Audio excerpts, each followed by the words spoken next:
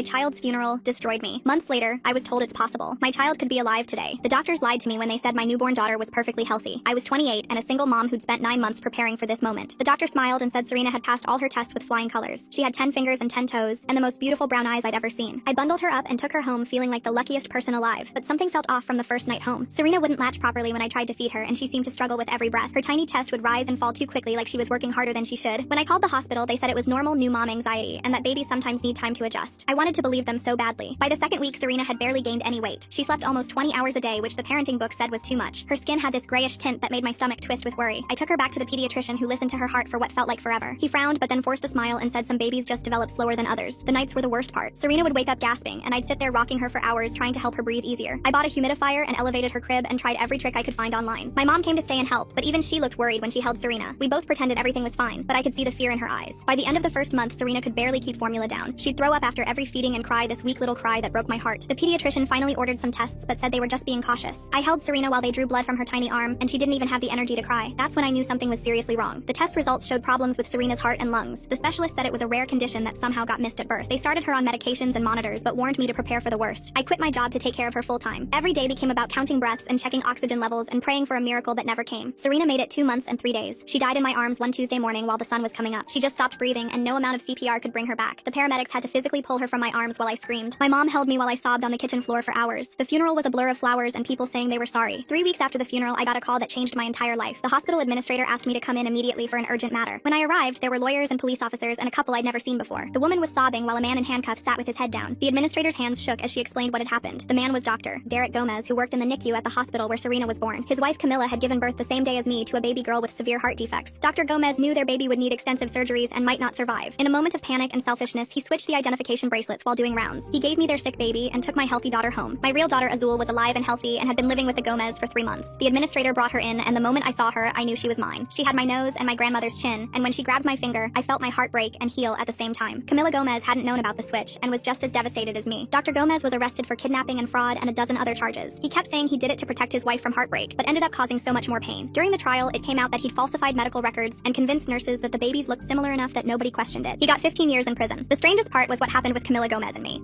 We should have hated each other, but instead we bonded over our shared grief. She'd lost the baby she thought was hers, just like I'd lost Serena. We started meeting for coffee and talking about how to move forward. She helped me learn about Azul's first 3 months, and I told her about Serena's final days. Now Azul is 2 years old and thriving. Camilla is her godmother, and we see each other every week. Sometimes we talk about Serena and the 3 months of love I gave her. Camilla says I gave her daughter the gift of being cherished in her final days instead of passing alone in a hospital. I'm still angry about what Dr. Gomez stole from me, but Camilla and I are raising Azul together now, and she has 2 moms who will never let her doubt how loved she is.